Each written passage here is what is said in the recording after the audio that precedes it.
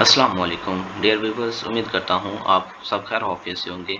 ये dear viewers, आज मैं इंग्लिश 201 का करंट मिड टर्म पेपर आपकी खिदमत में लेकर हाजिर हूँ, जो कि सुबह 9 AM पर कंडक्ट किया गया है। इस वीडियो के अंदर मैं complete MCQs, short question and long question को इंशाल्लाह डिस्कस करूँगा। जितने भी इस वीडियोज़ पर न्यू व्यूवर्स हैं, उन सबसे जिन्होंने अभी तक चैनल को सब्सक्राइब नहीं किया, उन सबसे गुजारिश है कि वो चैनल को सब्सक्राइब कर ले और बेल आइकन को ऑल पे सेलेक्ट कर ले। मैं इंशाल्लाह इसी तरह की मज़ीद वीडियोस जो कि मिड टर्म पेपर और फाइनल टर्म के पेपर के रिलेटेड होगी, वो मैं अपलोड करता रहूँगा। हम टाइम वेस्ट किए बगैर क्वेश्चन की तरफ चलते हैं, जो हमारा एमसीक्यू पार्ट है। एमसीक्यू पार्ट के अंदर हमारा फर्स्ट एमसीक्यू पूछा गया था, which of the following words categorize belong to the class of content words. अब उसने पूछा था कि डिफरेंट ऑप्शन थे जिसमें से हमने कैटेगराइज करना था जो बिलोंग कर रहे होंगे क्लास ऑफ कंटेंट वर्ड्स को। तो वो हमारे पास कौन कौन से थे? नाउन्स जैसा कि इसम, ठीक है, verbs, adjectives, adverbs, content words, ठीक है। हमारा करेक्ट ऑप्शन था नाउन्स, वर्ब्स। इनमें से कोई भी ऑप्शन उधर आ जाता तो आपने टिक करना था, ठीक है। नाउन आ जाता, वर्ब आ जाता, एडजेक्टिव आ जाता, एडवर्ब्स आ जाता, तो आपने ये आपके इसके करेक्ट ऑप्शन है। नेक्स्ट एमसीक्यूज है, the memo begins with the dash questions। Memo begins with the dash questions क्या होगा? व्हाट या वाई कंडीशन यूज करेगा, ठीक है। मेन पर्पस क्वेश्चन, जैसा कि मेन पर्पस क्वेश्चन होता है, मेमो जो begins with the dash questions, जो कि मेन क्वेश्चन होता है वो क्या होता है? व्हाट आर यू डूइंग, जैसा कि, ठीक है, क्वेश्चन करने के लिए। हमारे पास दो कंडीशन होती हैं, व्हाट या वाई। हमारा करेक्ट ऑप्शन था व्हाट या वाई। नेक्स्ट एमसीक्यू है, the indirect plan of a bad news message consist of dash parts. इसके टोटल 5 पार्ट्स होते हैं। वो 5 पार्ट्स कौन कौन से हैं? Opening, buffer, explanation, bad news, closing, ठीक है। इसके टोटल 5 पार्ट्स हैं, ठीक है। कौन कौन से? Opening, buffer, explanation, bad news, closing। Next MCQ है, in a dash sequence the words are arranged so that the idea clearly express the intended meanings।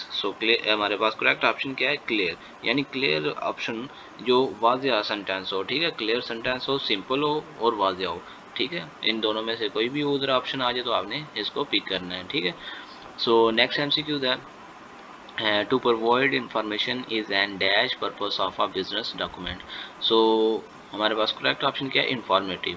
To provide information is an informative purpose of a business documents। Next MCQ है, which document specifies business terms, cost and condition। ऐसा कौन सा document होता है जो कि business term को specify कर होता है, कॉस्ट और कंडीशन को। वो होता है कॉन्ट्रैक्ट बेस होता है या एग्रीमेंट बेस होता है, ठीक है। कॉन्ट्रैक्ट और एग्रीमेंट ये दोनों मिलते जुलते हैं, एक ही किस्म के हैं, ठीक है। कॉन्ट्रैक्ट भी वही होता है, एग्रीमेंट भी वही होता है।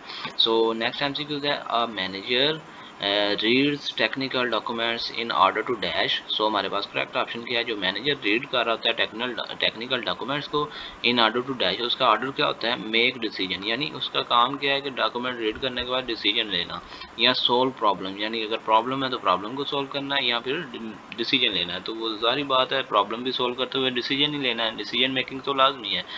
Making decision and solve problems. Next MCQ है, which steps enhance completeness when information is missing. कौन सा स्टेप इनहेंस होगा कंप्लीटेंस यानी कंप्लीटनेस के लिए? व्हेन इंफॉर्मेशन इज मिसिंग, जब इंफॉर्मेशन क्या हो जाए? मिसिंग रहे। हमारे पास आंसर क्या होंगे? मुख्तलिफ तरह के ऑप्शन हो सकते हैं। आस्किंग, रिसर्चिंग, यानी आस्किंग पूछना, रिसर्चिंग करना, किसी चीज़ का रिसर्च करना, और कलेक्टिंग डेटा, और डेटा को कलेक्ट करना। नेक्स्ट एमसीक्यू है, stylistics clarity is achieved by dash. हमारे पास करेक्ट ऑप्शन क्या है? Simplicity and clarity of language, simplicity and clarity of language. Next MCQ क्या है हमारे पास? The 3 general purpose of business manager message और टू डैश। हमारे पास करेक्ट ऑप्शन क्या है? जो 3 जनरल पर्पस होते हैं ऑफ बिजनेस के, बिजनेस जो मैनेजर होता है उसके 3 पर्पस होते हैं मेन, ठीक है, जनरल पर्पस। मैसेज और टू डैश क्या क्या कौन कौन से हैं? इन्फॉर्म करना, परस्यूड करना, बिल्ड गुडविल, ठीक है, यानी गुडविल को तमीर यानी बनाना, ठीक है, गुडविल देना। हमारे पास इसके 3 तरह के ऑप्शन हो सकते हैं, इन्फॉर्म करना, proceed and build goodwill. So next MCQ is if redesigning, if redesign report format first step. सो हमारे पास रीडिज़ाइन करने के लिए रिपोर्ट को हमारे पास फर्स्ट स्टेप क्या होता है, एनालाइज एग्जिस्टिंग फॉर्मेट। क्या हम करते होते हैं, एनालाइज करते होते हैं एग्जिस्टिंग फॉर्मेट को। सो नेक्स्ट एमसीक्यू है memorisation method is risky because it dash. So हमारे पास करेक्ट ऑप्शन क्या है, लैक्स अंडरस्टैंडिंग में फॉरगेट ईजिली, लैक अंडरस्टैंडिंग में फॉरगेट ईजिली। नेक्स्ट एमसीक्यू है in drafting stage writer mainly does, in drafting stage writer mainly does. So हमारे पास correct option क्या है, writes the message, writes the message. So next MCQ क्या है, business communication can best be defined as dash. जो business communication है can best be defined, कैसे वो डिफाइन करता है, अच्छा ठीक है। सो हम क्या कर सकते हैं इसमें, जो हमारे पास करेक्ट ऑप्शन होगा exchange of information within business organisation, exchange of information within business organisation. So ये थे हमारे एमसीक्यूज। अब हम शॉर्ट क्वेश्चन की तरफ चलते हैं। शॉर्ट क्वेश्चन में पूछा गया था फैमिलियर वर्ड्स आपने लिखने हैं, जो 3 तरह के वर्ड्स दिए होंगे उनके फैमिलियर वर्ड्स लिखने हैं आपने, ठीक है। अब फर्स्ट क्या था, एसर्टेन। सो इसका फैमिलियर वर्ड क्या होगा, फाइंड आउट यानी कंफर्म करना, ठीक है। ये 2 तरह के फैमिलियर वर्ड्स हैं इसके। सो नेक्स्ट था हमारे पास कम्यूसरेट। सो इसका क्या है हमारे पास, इक्वल या प्रोपोजिशन, प्रोपोर्शनल, ठीक है, प्रोपोर्शनल।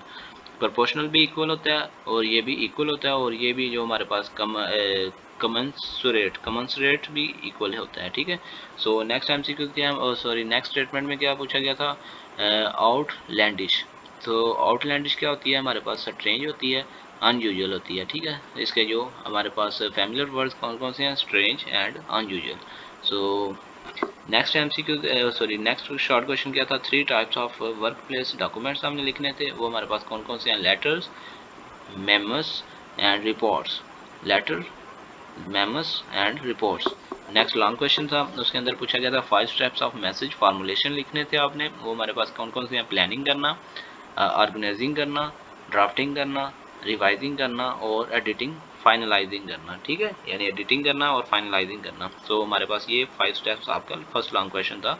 नेक्स्ट जो लॉन्ग क्वेश्चन था उसमें ट्रू और फॉल्स बताने थे आपने, मुस्लिम स्टेटमेंट दी हुई थी, ठीक है, उनको हमने बताना था कि ट्रू कौन सी है और फॉल्स कौन सी है। सो फर्स्ट स्टेटमेंट हमारी क्या थी, appropriateness is important in document preparation। so ये हमारे पास क्या थी, करेक्ट स्टेटमेंट है, ठीक है। जो अप्रोप्रिएटेंस जो है वो इम्पोर्टेंट होती है डॉक्यूमेंट प्रिपरेशन के लिए, ठीक है, ये ट्रू है। नेक्स्ट जो स्टेटमेंट थी, alternating pattern is writer centred. So हमारे पास जो अल्टरनेटिव पैटर्न होता है इज राइटर सेंटर्ड, ये भी हमारे पास करेक्ट स्टेटमेंट थी। नेक्स्ट स्टेटमेंट में क्या पूछा था, divided pattern is reader centred, तो ये भी हमारे पास क्या थी, ट्रू स्टेटमेंट है। और नेक्स्ट जो है, decision maker decides organisational action, so ये भी हमारी ट्रू स्टेटमेंट है। नेक्स्ट जो है हमारे पास, एडवाइजर कैरीज आउट डिसीजंस।